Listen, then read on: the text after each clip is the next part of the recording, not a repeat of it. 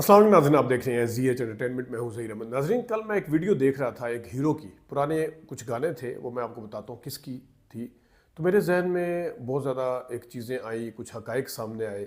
पहले उसके हवाले से हम खैर बात करते भी रहते हैं। तो ये किसकी थी ये मैं आपको बताता हूँ। लेकिन एक हीरो मोइन अख्तर साहब ने उसका तारुफ करवाया कि सुपरस्टार। तो जिस वक्त वो हीरो स्टेज पे आया तो उसने आके कहा कि हम तिफले मकतब हैं, हम अभी सीख रहे हैं। मैं तो कैमरे का सामना करते हुए आज भी घबराता हूँ। ये एक हीरो। और दूसरा हीरो, आज का हीरो, उसने कहा जी मैं फिर सुपरस्टार बन गया। ये दोनों है कौन, किसका क्लेम सही है? जो अपने आप को तिफले मकतब कह रहा है वो ठीक है, और क्या वो वाकई सीख रहा है और सीखता रहा है? और जो अपने आप को सुपरस्टार कह रहा है, क्या वो ठीक है? वीडियो को शुरू करते हैं जनाब। कि सबसे पहले कोई शक नहीं, इस वक्त हुमायूं सईद ने और फहद मुस्तफ़ा ने पिछले 8-10 साल से, ख़ासतौर पे हुमायूं सईद ने पिछले 8-10 साल से जिस तरह फिल्म इंडस्ट्री को संभाला दिया हुआ है, ये जो थोड़ी बहुत फिल्में आपको देखने को मिलती हैं, जो थोड़ी सी कामयाबियाँ समेटी गई हैं, जो कुछ रिकॉर्ड भी बने हैं, इसके अंदर बिलाशुबा इन दोनों का क्रेडिट है। इसमें कोई शक की वाली बात नहीं है। क्रेडिट मैं और आप इनसे छीन ही नहीं सकते। सबसे बड़ी बात यह है। लेकिन अपने आप को सुपरस्टार किसने कहा? वो थे फहद मुस्तफ़ा साहब। मैं आपको सुना भी चुका हूँ पहले, अगर कहेंगे तो दोबारा सुना दूंगा। आपने भी सुना होगा कि हुमायूं सईद साहब जब उस ने मुझे मशवरा दिया तुम यहाँ पे काम करो, तो फिर सारे कोई भारत चला गया, कोई आराम से बैठ गया, तो मैं सुपरस्टार बन गया। ये क्लेम कितना ठीक है, इसकी हकीकत पे जाने से पहले उस हीरो को टच करना बहुत ज़रूरी है। उसके बारे में हकायक आपके सामने रखना बहुत ज़रूरी है, और उस हवाले से बात करना बहुत ज़रूरी है, ताकि आप भी नतीजे में पहुँचे और आपको भी पता चले सुपरस्टार होता कौन है असल मानों में, और सुपरस्टार किस तरह बनता है, क्या करता है, और किस किस तरीके से वो बनता है, और जो एक इमेज है सुपरस्टार का वो क्या होता है। वो जो मोइन अख्तर साहब ने तारुफ करवाया था वो थे हमारे आपके ज़बरदस्त अदाकार, वाकई सुपरस्टार नदीम साहब। वो नदीम साहब कैसे, आजकल वैसे एक और ट्रेंड भी चल पड़ा है, 2-4 ड्रामों में काम करके, 1-2 में फिल्मों में काम करके लेजेंड का टाइटल भी अपने नाम कर लेते हैं। लेजेंड होते कौन है आपको पता है, और सुपरस्टार का टाइटल भी अपने नाम कर लेते हैं या करने की कोशिश करते हैं। नदीम साहब को जिस तरह मैंने बताया कि हमेशा वो कहते हैं कि मैं कैमरे के सामना करते हुए अभी भी घबराता हूँ, हम सीख रहे हैं। लेकिन ये वो बंदा है जिसके क्रेडिट के ऊपर पाकिस्तान में सबसे ज़्यादा कामयाब फिल्में हैं। सबसे ज़्यादा उर्दू फिल्म इंडस्ट्री की अगर किसी हीरो की कामयाब 3 फिल्में हैं, वो नदीम साहब की हैं। 67 से लेके आज तक वो काम करते आए हैं, और अगर हम उनकी सेफ साइड के ऊपर 50 साल का करियर भी रखें, अगरचे ज़्यादा है, तो 50 साल का करियर वाला सुपरस्टार होगा या 8-10 साल का करियर वाला सुपरस्टार होगा। 50 साल के करियर वाले ने थिक एंड थिन देखा होता है, हर मुश्किल और अच्छे और बुरे और उरूज और जवाल और नशेब और फराज हर किस्म के दौर से गुजरा होता है, और उसका जो करियर है वो किसी एक या 2 हीरोइंस के ऊपर डिपेंडेंट नहीं होता। ये मैं जो आपको वीडियो बता रहा हूँ ये आप भी देखिएगा, आपने यकीनन देखी होगी आप में से ज़्यादातर ने।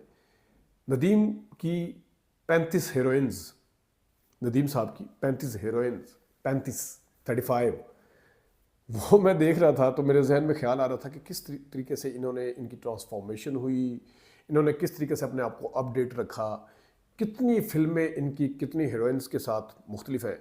यानी कि एक बंदे की एक हीरोइन के साथ, शबनम साहिबा के साथ 50 के करीब फिल्में हैं, दूसरी हीरोइन के साथ 30 के करीब फिल्में हैं, बाबरा शरीफ साहिबा के साथ, तो कुल मिला के 80 फिल्में तो ये हो गई। अब 35 हीरोइंस के साथ अगर उन्होंने काम किया, अगर हर हीरोइन के साथ एक एक फिल्म भी लगाएं तो उसमें शुमार करते हैं 300 से ज़ायद फिल्मों में काम करने वाले नदीम साहब, जिन्होंने थिक एंड थिन देखा, जिन्होंने इतनी फिल्मों में, वो फिल्में ईद पे भी रिलीज़ हुई, ईद के बगैर भी रिलीज़ हुई। उनकी फिल्मों ने ईद के अलावा बड़ी बड़ी कामयाबियाँ समेटी, सिर्फ ईद पे आगे नहीं। ईद पे शायद ही उनकी कोई फिल्म उस तरह से बड़ी कामयाबी समेट पाई हो जितनी ईद के अलावा। ये पॉइंट क्या है कि वो डिपेंडेंट नहीं था बंदा किसी चीज़ का भी। सुल्तान रही साहब की फिल्म मुलाजट हिट हुई, अगरचे नदीम साहब ने ऐलान कर दिया कि मैं मैं मतलब रिटायरमेंट ले रहा हूँ, 2 दफ़ा ऐलान किया उन्होंने, लेकिन उसके बाद भी उनकी वो फिल्में हैं। ये कुर्बानी कब हिट हुई? सुल्तान के आने के बाद। दहलीज कब हिट हुई? सुल्तान रही के आने के बाद। हम दोनों कब हिट हुई? सुपर हिट फिल्में हैं ये, हिट नहीं है, हिट का वर्ड भी छोटा है। उनके आने के बाद सुल्तान रही साहब के, फिर उन्होंने खैर पंजाबी फिल्म भी की, लेकिन हर हीरोइन के साथ काम करके 50 साल का करियर गुजारने के बाद वाला बंदा अपने आप को कह रहा है हम तिफले मकतब हैं, हम सीख रहे हैं, हम अभी कैमरा का सामना करते हैं अभी भी घबराते हैं। तो वो सुपरस्टार है जो किसी डेज का डिपेंडेंट नहीं है कि जनाब वो ईद वाले दिन आएगी, फलाने दिन आएगी, जो किसी बड़े मीडिया पार्टनर का डिपेंडेंट नहीं है, जो किसी एक हीरोइन के ऊपर डिपेंडेंट नहीं है। अगर शबनम के साथ फिल्में, उनकी डायमंड जुबली 100 हफ्ते चलने वाली फिल्में, तो बाबरा शरीफ साहबा के साथ भी हैं। तो वो किसी एक के ऊपर डिपेंडेंट नहीं है, वो सुपरस्टार है। वो इतने बड़े कैनवस के अंदर आप सुपरस्टार को फिट करेंगे या एक छोटे से कैनवस पे? जब आप डिपेंडेंट हो एक मीडिया पार्टनर के, 2 हीरोइंस के आप डिपेंडेंट हो, टोटल आप ईद के दिन के डिपेंडेंट हो, इन तमाम चीज़ों से निकलें तो फिर आप फिल्म बनाएं और फिल्म को हिट करवाएं। फिर आपको पता चले कितने 20 का 100 बनता है, फिर आपको पता चलेगा। मैं नदीम साहब की बात कर रहा हूँ, और हमारे मोहम्मद अली, वहीद मुराद, और फिर गुलाम मुहीउद्दीन, जावेद शेख, ये नाम भी हैं, इनके ऊपर भी बात करेंगे बाद में। लेकिन अभी क्योंकि मैं एक मुआजना कर रहा हूँ, वो मुआजना आपको अच्छा लगे या ना लगे, लेकिन हकीकत यही है कि सुपरस्टार, अक्सर लोग मुझे कहते हैं कि जनाब आप इंडिया की बात ना किया, क्यों ना किया करें, हम इंडिया की फिल्मों को फॉलो करें, हम उनकी नकलें करें, कभी इधर से घुसेड़ें बीच में उनकी स्टोरी, कभी उधर से घुसेड़ें, कभी उधर उनसे इंस्पायर हो गए, ये करें वो करें, फिर उनको क्यों ना बीच में डिस्कस करें। तो शाहरुख खान का करियर 30 साल के ऊपर है, क्या वो सुपरस्टार के ऊपर पूरा उतरता है? बिल्कुल उतरता है। क्या उस बंदे ने हर किस्म की फिल्में की हैं? नदीम साहब की तरह बिल्कुल की हैं। तो क्या वो सुपरस्टार है? क्या आमिर खान, जिसके करियर के 2 शेड्स अलग अलग हैं, वो एक है इस सदी के शुरू के बाद वाला और एक उससे पहले वाला, जब क़यामत से लेके 2000 तक मुख्तलिफ शेड, तो वो सुपरस्टार है। सलमान खान जो एक बहुत बड़ा नाम है, जिसने 100 करोड़ क्लब का चस्का डाला, वो सुपरस्टार है। नदीम साहब के ऊपर दोबारा आते हैं। एक्शन फिल्में उनकी, ड्रामाई फिल्में उनकी, स्टोरी वाली फिल्में उनकी, गाने उनके पॉपुलर, कॉमेडी फिल्में जो सबसे ज़्यादा उनकी। तो एक जोनरा के अंदर उन्होंने अपने आप को कैद नहीं रखा। वो सुपरस्टार है या जिसके 8-10 फिल्में गिन के ईद के ऊपर आई हों, ईद के अलावा 1-2 फिल्में आई हों तो बुरे तरीके से पिटी भी हों, मज़ाहिया जोनरा से निकलने की हिम्मत कोई ना करे, बड़े मीडिया पार्टनर के बगैर फिल्म रिलीज़ करने की हिम्मत कोई ना करे, इस हीरोइन के साथ मैंने काम करना है, उसके अलावा मैंने काम नहीं करना, उसकी हिम्मत कोई ना करे, तो फिर वो सुपरस्टार। आप देखें कि सलमान खान ने 2-3 हीरोइंस को मुतारफ़ करवाया। वो हीरोइंस जो हैं वो सलमान खान के साथ, उसमें जैकलिन है और वो तेरे नाम वाली है, वो उनके साथ काम करके सलमान खान के साथ फिल्म भी हिट होती है और वो हीरोइन भी हिट होती है। ना कि ये होता है हीरो कि हीरोइन के स्टारडम को कैश करवा के वो कुछ नहीं करता, बल्कि खुद वो करता है। और सबसे बड़ी बात यह है कि सुपरस्टार जो होता है ना, वो बोलता नहीं है, वो कहता नहीं है। वो कहते हैं ना कि action speaks louder than words. तो एक्शन क्या है? आपके figures, facts and figure, numbers जो हैं वो क्या है, आपकी कितनी फिल्में हिट हैं, कितनी नाकाम है, कितनी आई है।